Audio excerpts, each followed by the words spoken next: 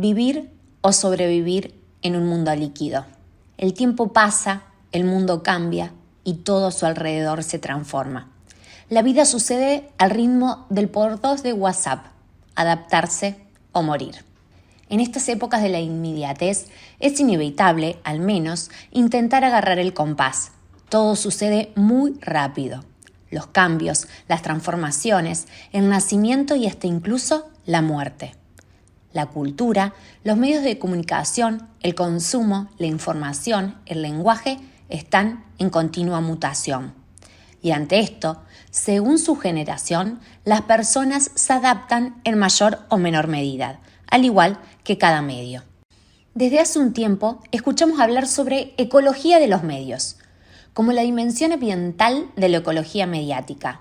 Esta metáfora se entiende como el conjunto de interacciones sociales, tecnológicas, culturales y económicas que caracterizan al universo de la comunicación a través de diferentes dispositivos técnicos.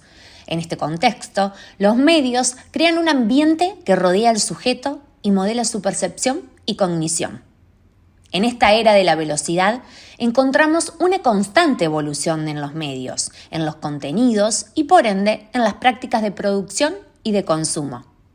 Para exponer estas cuestiones, analizaremos las respuestas de nuestros entrevistados, quienes forman parte de 3 generaciones diferentes. Como entrevistado número 1, tenemos a Marcelo, de 70 años, ingeniero civil jubilado. En el número 2 tenemos a Cintia, de 30 años, licenciada en Ciencias Jurídicas, Políticas y Sociales. Y nuestro entrevistado número 3 es Luca, de 20 años, estudiante de Desarrollo de Software. Marcelo vivenció todas estas transformaciones mediáticas.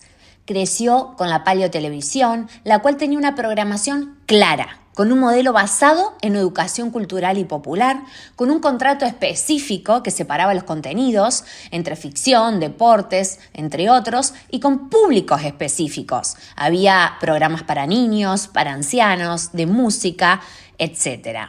También, nuestro entrevistado número 1 fue testigo, junto con Cintia, de cómo nacía la neotelevisión, la cual pasó a ocuparse menos del referente y más en la institución emisora, con una modificación a la programación. Los géneros se mezclan, se dirige a la familia y no a un público específico. Nacen los talk show, los videoclips, entre otros. Esta referencia deja claro que la nueva televisión ha dejado de centrarse en sí misma y ha comenzado a hacerlo en el destinatario. Atraviesa una crisis en la programación y una máxima divergencia entre oferta y demanda. En cambio, el joven de 20 años está inmerso en la hipertelevisión, la cual cuenta con multiplicación de programas narrativos, fragmentación de la pantalla, aceleración del relato, narraciones en tiempo real, relatos no secuenciales y expansión narrativa. La aparición de nuevas especies, como los videojuegos y la web, que son de uso frecuente entre la generación de nuestro último entrevistado, están cambiando el entorno, obligando a las viejas especies a adaptarse para sobrevivir. Denominamos a esta nueva generación como nativos digitales, quienes han desarrollado nuevas competencias perceptivas y cognitivas. La hipertelevisión está simulando las experiencias interactivas e hipertextuales que ya forman parte de la enciclopedia de sus nuevos televidentes. Es interesante pensar la convergencia cultural como un estadio superador de la mera convergencia tecnológica. Con la irrupción de Internet, se generan nuevas maneras de consumir y compartir lo que antes, por ejemplo, Marcelo veía por televisión. Ahora Cintia y Luca lo encuentran a través de diferentes plataformas. Entre ellas, los entrevistados destacan Netflix, Amazon, Cuevana. Los cambios en los consumos audiovisuales con la aparición de Internet tienen más que ver con dinámicas sociales y prácticas culturales que con determinaciones propias de las tecnologías. Las audiencias comenzaron a consumir por fuera de la lógica de la grilla y programación, al crear su propio prime time y ver series cuando y donde quisieran, dando lugar a nuevas prácticas como el maratón, el temor al spoiler. En esta nueva etapa, los consumidores se convierten en prosumidores. Estas mutaciones, por otro lado, pusieron en crisis el concepto de audiencia masiva. Y esto ocurre por 2 razones. 1, por la multiplicación de medios, y 2, por el crecimiento de números de enunciadores, aficionados, autónomos, freelancers, que utilizan una variedad de dispositivos para hacer circular sus textos. Nos parece interesante destacar una gran diferencia en el modo de ayornarse de cada entrevistado frente a estos cambios evidentes. Mientras Luca se encuentra como pez en el agua, Cynthia maneja los medios y plataformas que utiliza la gran mayoría para no quedar excluida del sistema y estar al tanto de lo que está sucediendo en el transcurso del día. Hace hincapié en que cada rato libre que tiene automáticamente chequea Instagram. Pero este no es el caso de Marcelo, quien nos contó que no utiliza ninguna red social y dejó de informarse por los medios tradicionales, ya que lo agobian de información. Sin embargo, lo reemplaza con YouTube y su algoritmo personalizado. Con respecto a la radio, que en la época del ingeniero civil era el medio utilizado en todo hogar, su consumo ha disminuido. Sin embargo, la generación de Marcelo aún la emplea con frecuencia. La generación de Cynthia también sigue escuchándola, pero no en el aparato tradicional. Suelen hacerlo online mientras se toman el colectivo o desde el auto mientras manejan el trabajo. En cambio, la generación del estudiante prefiere los podcasts, los streaming, los reels, los hilos de Twitter y entre otras aplicaciones que conocemos.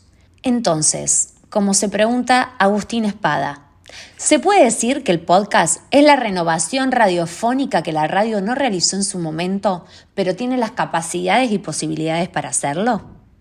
Les dejamos esta pregunta que nosotras también nos hacemos. En la actualidad, las narrativas transmedias han acaparado el mundo. Las narrativas transmedias son una particular forma narrativa que se expande a través de diferentes sistemas de significación, verbal, icónico, audiovisual, interactivo y medios, el cine, cómic, televisión, videojuegos, teatro, entre otros. Los consumidores se convierten en prosumidores y cooperan activamente en el proceso de expansión transmedia. Por ejemplo, el entrevistado más joven es un activo militante de las narrativas que lo apasionan. La licenciada también utiliza Instagram para hacer política y sentirse más cerca de su partido.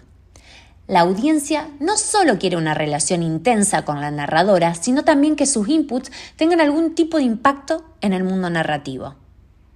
Los medios sociales han permitido que la gente corriente tenga una voz pública no administrada por los medios de comunicación y al mismo tiempo se han convertido en un nuevo mecanismo distribuido de fiscalización del poder político y de la actividad periodística. Y como dice Carlos Scolari, vamos a utilizar su frase para cerrar así. Buena parte del periodismo llegará de la mano de profesionales que sean capaces de nutrirse, curar, analizar y codificar narrativamente en clave transmedia la babel informativa a la que nos han abocado las plataformas sociales.